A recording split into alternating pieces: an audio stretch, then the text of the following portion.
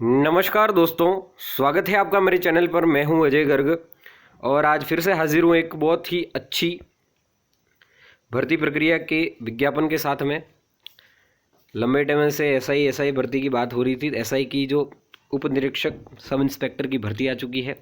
क्या क्या है इसके मामले में पूरा विज्ञापन देखेंगे। राजस्थान लोक सेवा आयोग अजमेर द्वारा आज ही 3/2/2021 को एक विज्ञापन जारी किया गया है, अभी कुछ देर पहले। तो पूरा देखते हैं इसके बारे में क्या है, टीएसपी में कितने पद हैं, नॉन टीएसपी में कितने पद हैं, सारा देखेंगे। अगर अभी भी आपने चैनल सब्सक्राइब नहीं किया है तो सब्सक्राइब कर दें, शेयर कर दें वीडियो को। तो चलते हैं पूरे वीडियो को देखते हैं। तो ये जो पद हैं टीएसपी नॉन टीएसपी सारा लिखा हुआ है। उप निरीक्षक एपी के जो पद हैं 746 पद हैं, नॉन टीएसपी के हैं। फिर 12 जिले की समस्त तहसीलों की शहरी टीएसपी के 81 पद हैं, जिसमें पदों का सामान्य में कितने हैं, एसटी में कितने हैं, महिला के कितने हैं, सारा पदों का विवरण इसमें दे रखा है। ये आपको अवेलेबल हो जाएगा, लिंक डिस्क्रिप्शन बॉक्स में।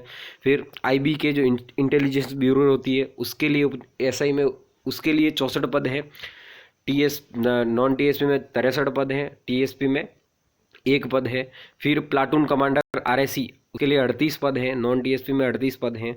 फिर उप निरीक्षक एमबीसी के लिए 11 पद हैं, टीएसपी में पद हैं। ये एमबीसी अपने टीएसपी एमबीसी की लगती है, तो इसमें 11 पद हैं, ठीक है।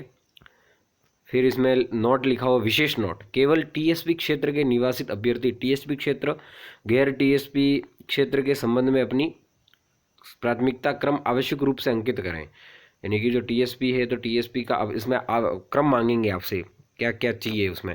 तो भरते टाइम ये मेन रूप से ध्यान रखना है, अपने को क्रम अपने देख के व्यवस्थित रूप से भरना है। अभ्यर्थी द्वारा भरे गए प्राथमिकता क्रम के अनुरूप ही विचार किया जाएगा। प्राथमिकता क्रम भरे नहीं जाने पर टीएसपी क्षेत्र तो आरक्षित पदों के विरुद्ध लाभ देय नहीं होगा। फिर सभी चारों शाखाओं यानी कि जो एपी, आईबी, आरएसी और ये जो चौथी जो है, इन सभी शाखाओं के लिए जो चौथी शाखा है अपने एमबीसी के संबंध में अपनी प्राथमिकता क्रम आवश्यक रूप से, जो लास्ट में पूछेंगे आपके प्रेफरेंस पूछेंगे, तो वो आपको चारों अपने आपको कौन सा प्राथमिकता देनी है वो प्राथमिकता पहले देनी है। टीएसपी के हो तो आपको टीएम के लिए पहले प्राथमिकता देनी है। भाई एमबीसी में मैं प्राथमिक रूप से पहले एमबीसी में जाना चाहता हूँ, नहीं तो फिर मैं आईबी में जाना चाहता हूँ, नहीं तो फिर मैं उप निरीक्षक एपी के पद पर जाना चाहता हूँ। फिर आपको जो प्लाटून कमांडर आपको अपनी जो प्राथमिकता देनी है, ठीक है। फिर ईडब्ल्यूएस के आरक्षित पद हेतु अभ्यर्थी उपलब्ध नहीं होने पर जनरल से सामान्य प्रक्रिया से भरा जाएगा, ठीक है। किसी भी पद के लिए अगर नहीं मिलते, अभ्यर्थी उपलब्ध नहीं होते तो इसमें कई सारी स्थिति हैं।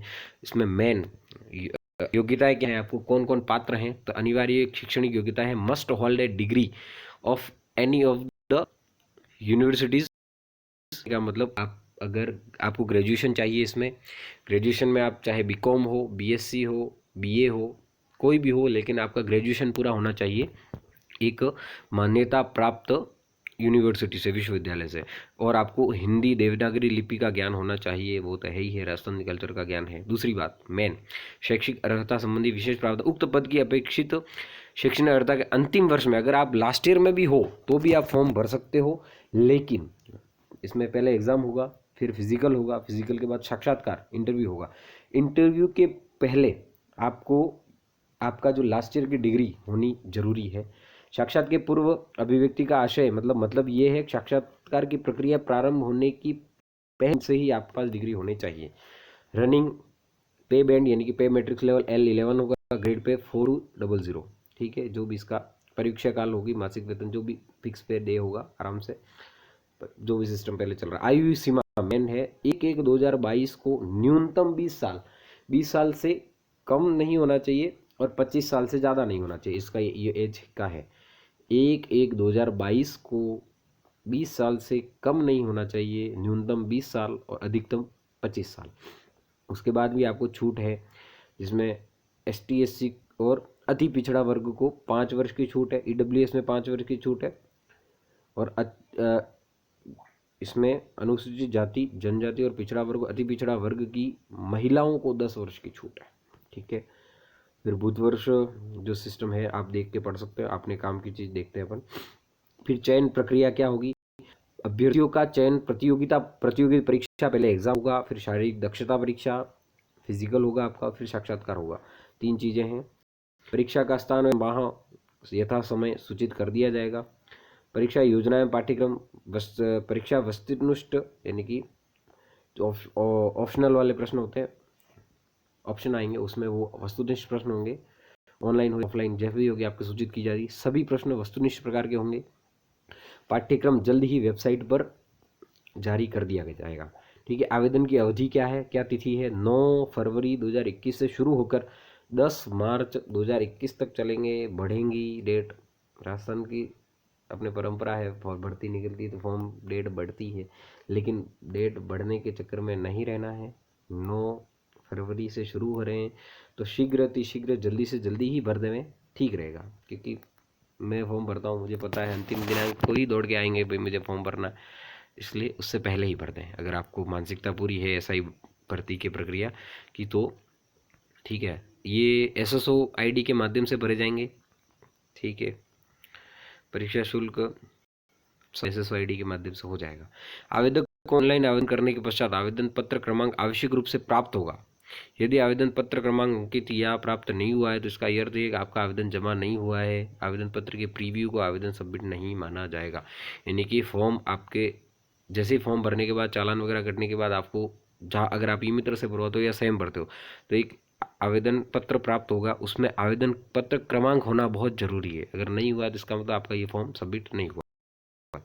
ऑनलाइन करते समय अगर किसी से आए तो गवर्नमेंट पोर्टल पर दिए हुए हेल्प डेस्क नंबर पर या ईमेल पर आप संपर्क कर सकते हैं। ठीक है।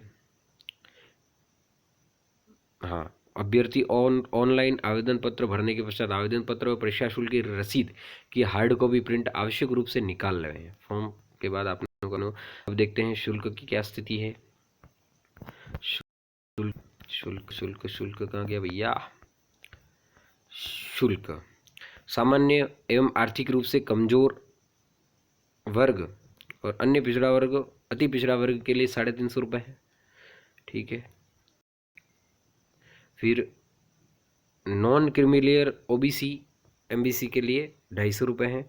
और समस्त विकलांग यानी कि निशक्त जन जिनको कहते हैं हम, अनुसूचित जाति जनजाति वर्ग और जिनकी पारिवारिक आय 2.5 लाख से कम है, मैं तो यही थे अपने, जिनकी पारिवारिक आय 2.5 लाख से कम है उनके लिए 150 रुपये। और जो भी शुल्क होगा फॉर्म भरने की जो लेंगे, अगर आप बाहर से भरवाते हो किसी मित्र के माध्यम से या किसी जानकार से भरवाते हो तो वो जो शुल्क लेगा वो है। बाकी तो मेन तो शुल्क अपने 350 250 रुपये। ठीक है। ऊंचाई की तो 168 सेमी पुरुष उम्मीदवार की, और बिना फुलाए जो सीना है वो 81, फुलाने पर 86 5 सेंटीमीटर। जो भी इसके साथ अंदर भी जो लाभ आरक्षण का लाभ मिलेगा वो भी देखना है, वो आप इस भर्ती प्रक्रिया में देख सकते हैं।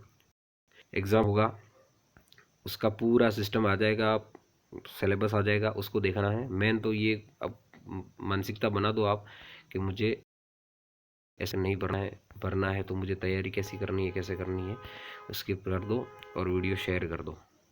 धन्यवाद।